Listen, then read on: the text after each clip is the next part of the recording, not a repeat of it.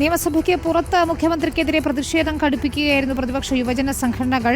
UDYFന്റെ നിയമസഭാ മാർച്ച് സംഘർഷത്തിൽ കലാശിച്ചു. പോലീസിന് നേരെ കല്ലും വടികളും എറിഞ്ഞു. പോലീസ് പ്രവർത്തകർക്ക് നേരെ ജലപീരങ്കിയും കണ്ണീർ വാതക ഷെല്ലും പ്രയോഗിച്ചു. PK ഫിറോസിനെയും രാഹുൽ മാങ്കൂട്ടത്തിലിനെയും പോലീസ് അറസ്റ്റ് ചെയ്താണ് നീക്കിയത്.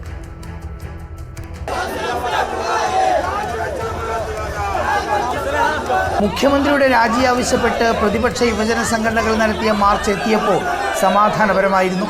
നേതാക്കളുടെ പ്രസംഗത്തിന് പിന്നാലെ പ്രവർത്തകർ ബാരിക്കേഡ് തള്ളിമാറ്റാൻ ശ്രമിച്ചു.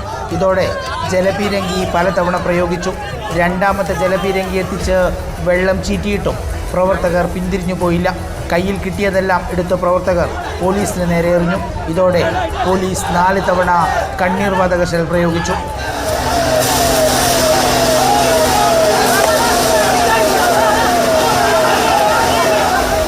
ഇതിനിടെ യൂത്ത് കോൺഗ്രസ് നേതാവ് അരിത ബാബുവിനെ ശാരീരിക അസ്വസ്ഥതയെ തുടർന്ന് ആശുപത്രിയിലേക്ക് മാറ്റി. ജലപീരങ്കി പ്രയോഗത്തിൽ മറ്റ് ചില പ്രവർത്തകർക്കും ബുദ്ധിമുട്ടുണ്ടായി. പിന്നാലെ പ്രവർത്തകർ MG റോഡ് ഉപരോധിച്ചു.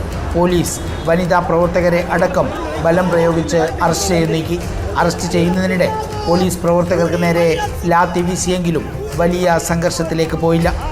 റിപ്പോർട്ടർ, തിരുവനന്തപുരം.